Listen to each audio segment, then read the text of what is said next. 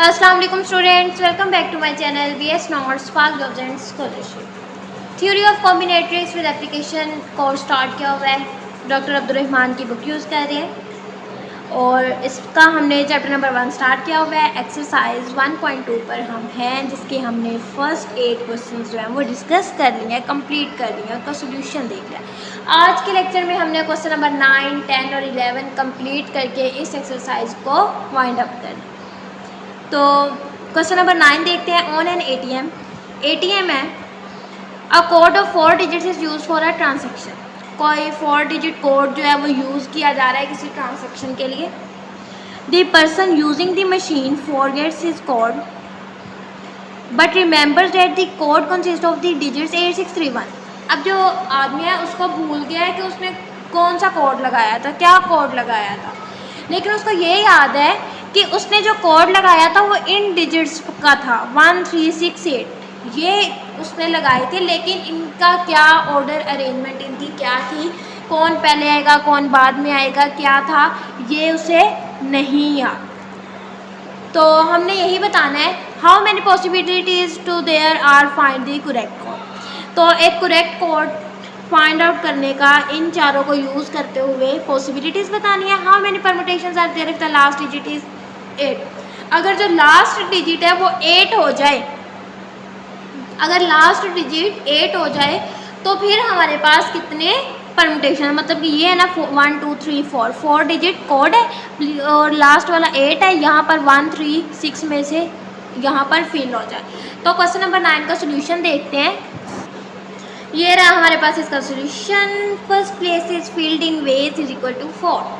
तो यहाँ पर ये कह रहे हैं कि जो आप देखें हमारे पास ये 4 है, ये 4 प्लेसेस हैं, क्योंकि 4 डिजिट्स है ना, तो इनको अब हमने फिल करना है, ठीक है। इस तो फर्स्ट प्लेस इसको फिल करने के कितने वेज होंगे, इन चारों को देखते हुए हमारे पास 4 वेज है ना। यहाँ पर यह 6 भी आ सकता है, 1 भी आ सकता है, 6 भी आ सकता है, 8 भी आ सकता है। तो फॉर एग्जांपल हमने यहाँ पर एक डिजिट पुट कर दिया, पीछे 3 डिजिट रह गए हमारे पास। फिर सेकंड प्लेस को फिल करने के कितने वेज रह गए, 3। क्यों? क्योंकि ये जो 8 है यहाँ पर जो भी पुट किया है ये रिपीट तो नहीं होगा, लेकिन यहाँ पर 4 वेज नहीं होंगे, यहाँ पर 3 वेज होंगे, क्योंकि एक जो डिजिट है वो ऑलरेडी यहाँ पर फर्स्ट प्लेस पर पुट हो चुका है। तो यहाँ पर 3 वेज हो गए। अब जो third place is filled in ways, इसके 2 रह गए, क्योंकि एक यहाँ पे हो गया एक यहाँ पे हो गया, तो इसके तो 2 ही रह जाएंगे ना, तो यहाँ पर 2 आएगा इसका ways. Fourth place is filled in ways, जो भी फिर लास्ट में डिजिट बचेगा वो यहाँ पर आ जाएगा, तो वो जस्ट एक ही वे होगा। तो हमने क्या करना है, हमने इन सबको मल्टीप्लाई कर देना by product rule, by basic principle of counting total ways. 4 3 are 12, 12 2 are 24, तो 24 टोटल वेज है एक जो कोड था उसे जनरेट करने का, कि जो सही कोड है, जो करेक्ट कोड है उसे जनरेट करने के वेज कितने हैं, 24। नेक्स्ट देखते हैं जो पार्ट था इसका, जिसमें उन्होंने कहा हुआ है कि अगर लास्ट डिजिट 8 हो जाए, मतलब कि 1 2 3 4, अगर यहाँ पे 8 आ जाए और 1 3 6 को यहाँ पर पुट करें तो हमारे पास कितने वेज होंगे। If the last digit is 8, remaining 3 digits is use, first place is filled in ways. अब आपने देखा कि एक तो यहाँ पर पुट हो गया, तो 4 वेज होते थे ना हमारे पास टोटल, तो उनमें से एक तो यहाँ पर पुट हो गया, तो फर्स्ट प्लेस को फिल करने के कितने वेज हो गए, फिर 3, क्योंकि एक पुट हो गया एक कम हुआ तो यहाँ पर 3 आएगा। अब इसको करने के कितने होंगे, 2, और इसको करने के कितने होंगे, 1। तो यही यहाँ पे लिखा है first place is filled in ways 3, second place is filled in ways 2, third place is filled in ways 1। तो अब हम इन्हें मल्टीप्लाई कर देंगे, 3 2 आर 6, तो ये टोटल 6 वेज होंगे जब हमारे पास 8 जो है वो लास्ट पर आ जाएगा। तो ये था क्वेश्चन नंबर 9। नेक्स्ट हम देखते हैं क्वेश्चन नंबर 10। क्वेश्चन नंबर 10 देखें। 6 boys and 5 girls are to be seated around a table. Around a table, जैसे ही टेबल की बात आएगी तो हमें याद आ जाना चाहिए कि यहाँ पर सर्कुलर परमुटेशन की बात होगी। Find the number of ways which can be done in the following cases. There are no restrictions, जब कोई रिस्ट्रिक्शन नहीं है, जैसे मर्जी बॉयज़ एंड गर्ल्स बैठें, तब हमने बताना है। Number of no 2 girls are adjacent, मतलब कि 2 गर्ल्स जो हैं वो इकट्ठी ना बैठें। All girls form a single block, जो तमाम लड़के हैं वो जस्ट एक ब्लॉक बनाए और बाकी सारे लड़के अलग, मतलब कि जो सारी गर्ल्स हैं उनको जस्ट 1 काउंट किया जाएगा और बाकी बॉयज़ हैं A particular girl G is adjacent to two particular boys B1 and B2। तो इसको सोल्यूशन देखते हैं क्वेश्चन नंबर 10 का। तो क्वेश्चन नंबर 10 का सोल्यूशन देखते हैं। देयर आर नो रिस्ट्रिक्शन, जब कोई रिस्ट्रिक्शन नहीं थी तो हमें अपना फॉर्मूला याद आ जाना चाहिए सर्कुलर परम्यूटेशन का, n-1 का फैक्टोरियल। तो हम यहाँ पर क्या करेंगे, नंबर ऑफ़ बॉयज़ 6 हैं, नंबर ऑफ़ गर्ल्स कितनी है 5 हैं, टोटल पर्सन कितने हो जाएंगे 6 + 5 11, n is equal to 11 by using the formula of circular permutation total ways is equal to 11 - 1 का फैक्टोरियल। तो ये क्या हो जाएगा 10 का फैक्टोरियल। इसे ओपन कर लें, इसका आंसर आ जाएगा क्वेश्चन नंबर 10 के फर्स्ट पार्ट का। अब इसका पार्ट 2 देखते हैं। No two girls are adjacent. अब कोई भी दो लड़कियां जब वो इकट्ठी नहीं बैठेंगी। बॉयज़ कितने हो गए 6, girls 5, total 11। Circular permutation for boys. अब यहाँ पर हमने सर्कुलर परम्यूटेशन किसकी फाइंड आउट कर लेनी है, बॉयज़। तो यहाँ पर हम क्या करेंगे 6 - 1 का फैक्टोरियल कर देंगे। 6 - 1 का फैक्टोरियल हो जाएगा। तो 6 में से 1 गया तो 5 फैक्टोरियल इज इक्वल टू 120। यहाँ पर क्योंकि हमने बॉयज़ का इसलिए सर्कुलर परम्यूटेशन फाइंड आउट किया है कि हम जो बॉयज़ हैं ना हम उन्हें बिठा लेंगे, तो जो गर्ल्स होंगी वो उनके दरमियान जो प्लेसेस होंगी उनमें एडजस्ट हो जाएंगे, इसलिए इसका आंसर क्या है 120। नेक्स्ट है हमारे पास इसका पार्ट 3। पार्ट 3 देखें। All girls form a single block. Boys और गर्ल्स की वैल्यू लिखी है 6, गर्ल्स की कितनी थी, गर्ल्स की है बॉयज़ 6 और गर्ल्स 5। विल अरेंज देमसेल्व्स, ये अपने आप को अरेंज कर सकते हैं 5 फैक्टोरियल वेज। क्यों इस तरह हमने लिया, क्योंकि all girls form a single block. ये तो जस्ट एक ब्लॉक है, ये 1 नहीं काउंट होगा। तो will arrange themselves 5 factorial ways as number of boys is 6 and along with the block of girls it will be 7। तो अब देखिए ना, बॉयज़ 6 हैं और एक ये सिंगल ब्लॉक, इसको जब ऐड करेंगे उसमें तो ये 7 हो जाएगा। हमने ऑलरेडी इस तरह की एग्जांपल की हुई है, ये बिल्कुल भी डिफ़िकल्ट नहीं है क्योंकि एग्जांपल्स हम सॉल्व कर चुके हैं।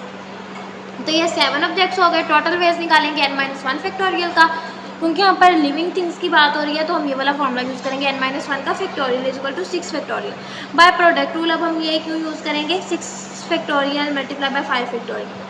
टोटल वेज जब उन्होंने खुद को अरेंज किया वो क्या था 5 फैक्टोरियल, और यहाँ पर 6 फैक्टोरियल जब गर्ल्स का एक सिंगल ब्लॉक था और बॉयज़ कितने थे 6, तो उसको हम मल्टीप्लाई कर देंगे बाय प्रोडक्ट रूल। तो 720 multiply by 120 is equal to 86,400। तो ये हमारे पास था इसका पार्ट 3। नेक्स्ट देखते हैं इसका part 4। Remaining objects are four, पहले देते हैं particular girl G is adjacent to 2 particular boys B1 and B2. Remaining objects are 4 boys and 4 girls is equal to 8.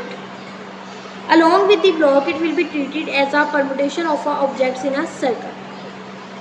जो ब्लॉक है ये क्या लिखा हुआ है 9 लिखा हुआ है, 9 objects in a circle. Along with the block it will be treated as a permutation of 9 objects in a circle. तो हम इस पर लिविंग थिंग्स वाला जो सर्कुलर परम्यूटेशन का फॉर्मूला है वो अप्लाई करेंगे। तो ये बन जाएगा n-1 का फैक्टोरियल, तो ये हो जाएगा 9 - 1 का फैक्टोरियल और वो 8 फैक्टोरियल हो जाएगा।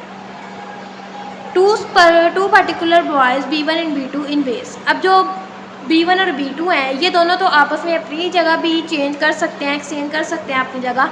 तो इनकी एक्सचेंजिंग का जो वेज है वो 2 फैक्टोरियल हो गया। फिर यहाँ पर प्रोडक्ट रूल अप्लाई करेंगे 8 factorial multiply bye 2 factorial. 8 factorial हमने लिया यहाँ से आएगा और 2 फैक्टोरियल इनके वेज B1 और B2 के आपस में प्लेसेस को एक्सचेंज करने के वेज हैं, इन दोनों को मल्टीप्लाई किया तो हमारे पास क्या आया, हमारे पास आंसर आ गया 80,640। तो ये हमारे पास था क्वेश्चन नंबर 10। नेक्स्ट देखते हैं question number 11। In how many ways can 5 boys and 3 girls seated around a table. फिर वही circular permutation. If there are no restriction boys B1 and girl G1 are not adjacent, no girls are adjacent. तो ये भी example की हुई है उस जैसा ही है, लेकिन फिर भी मैं इसका सोल्यूशन आपके साथ शेयर करती हूँ। टोटल बॉयज़ 5, गर्ल्स कितनी हैं 3 हैं। देयर आर नो रिस्ट्रिक्शन, कोई रिस्ट्रिक्शन नहीं है। तो नंबर ऑफ़ बॉयज़ 5 और गर्ल्स 3, इनको ऐड करें। टोटल पर्सन कितने होंगे 8। यहाँ पर लिविंग थिंग्स का फॉर्मूला लगाएं सर्कुलर परम्यूटेशन वाला, n-1 का फैक्टोरियल। तो 8-1 का फैक्टोरियल क्या हो जाएगा 7 फैक्टोरियल इज इक्वल टू 5040। ये था हमारे पास क्वेश्चन नंबर 11 का पार्ट 1। पार्ट 2 देखते हैं। Boy B1 and girl G1 are not adjacent. अब कोई भी गर्ल और जो बॉय है वो एडजेसेंट नहीं होंगे। बॉयज़ क्या है 5 है, गर्ल्स कितनी है 3 है। We arrange are the 5 boys and 2 girls. 7 permutations, यहाँ पर 7 परमुटेशंस आ जाएंगे। 7 परमुटेशंस आर 5 ये और 2 गर्ल्स यूज़ हो रही हैं। 7 परमुटेशंस आर 7Q7। ये वो जो हमने लास्ट में पढ़ा था are circular permutation. 7Q7 is equal to 7-1 का फैक्टोरियल माइनस 6 का 7-1 का फैक्टोरियल इज इक्वल टू 6 का फैक्टोरियल। ये फॉर्मूला वो लिविंग थिंग जो सर्कुलर परमुटेशन का था। Total ways is equal to 6 factorial multiply by 5। 6 factorial ये वाला और ये जो 5 है ये बॉयज़ का। 720 multiply by 5 is equal to 36। अब नेक्स्ट आ जाता है no girls are adjacent. Boys कितने हैं 5 हैं, गर्ल्स कितनी हैं 3 हैं। Number of ways for permutation of boys 5Q5 और ये 5-1 का फैक्टोरियल हो जाएगा। तो ये क्या आ जाएगा 4 फैक्टोरियल आ जाएगा। हम इसको माइनस क्यों करते हैं हर क्वेश्चन में, हम जब ये फॉर्मूला लगाते हैं तो ये माइनस ही क्यों होता है, ये मेरा आपसे क्वेश्चन है। तो मैं चाहती हूँ कि आप इसका कमेंट में मुझे आंसर करें कि ये माइनस क्यों होता है। लिविंग थिंग्स में जब सर्कुलर परमुटेशन की बात होती है तो n-1 का फैक्टोरियल जो है ये माइनस क्यों होता है, मतलब कि इसमें माइनस क्यों n में से 1 को कर दिया जाता है। इसका आंसर आपने मुझे कमेंट सेक्शन में लाजमी बताना है। 5 प्लेसेस, तो ये था 5Q5, 5-1 का factorial 4 factorial is equal to 24। 5 places will be filled by 3 girls. जो 5 प्लेसेस थी वो फिल्ड हो गई 3 गर्ल्स से। 5 परमुटेशन 3 इज इक्वल टू 60। इसका फॉर्मूला ओपन किया तो वो 60 आ गया। टोटल वेज अब देखते हैं। टोटल वेज देखिए 4 factorial multiply by 60, 24 multiply by 60 1440। 1440 ways हैं जब मतलब कि गर्ल्स जो हैं वो adjacent, no girls are adjacent. तो ये हमारे पास था क्वेश्चन नंबर 11। ये बिल्कुल भी डिफ़िकल्ट नहीं है क्योंकि हमने ऑलरेडी इन सब क्वेश्चन से रिलेटेड एक एक दो एग्जाम्पल्स हमने की हुई हैं। तो ये हमने क्वेश्चन नंबर 11 भी कर लिया। तो इसके साथ हमारी एक्सरसाइज 1.2 आज कंप्लीट होती है। इंशाल्लाह नेक्स्ट लेक्चर में हम एक्सरसाइज 1.3 से रिलेटेड पहले डेफिनेशंस देखेंगे, कुछ एग्जांपल्स देखेंगे, फिर एक्सरसाइज 1.3 की तरफ मूव करेंगे। अगर आपको हमारा ये लेक्चर अच्छा लगा हो तो इसे लाइक करें, चैनल को सब्सक्राइब करें ताकि न्यू लेक्चर से आप अपडेट रहें। अगर कोई भी क्वेश्चन हो तो आप कमेंट करके क्वेश्चन कर सकते हैं और जो क्वेश्चन मैंने आपसे किया है उसका आंसर आप लाजमी कीजिएगा। नेक्स्ट लेक्चर तक के लिए अल्लाह हाफिज़।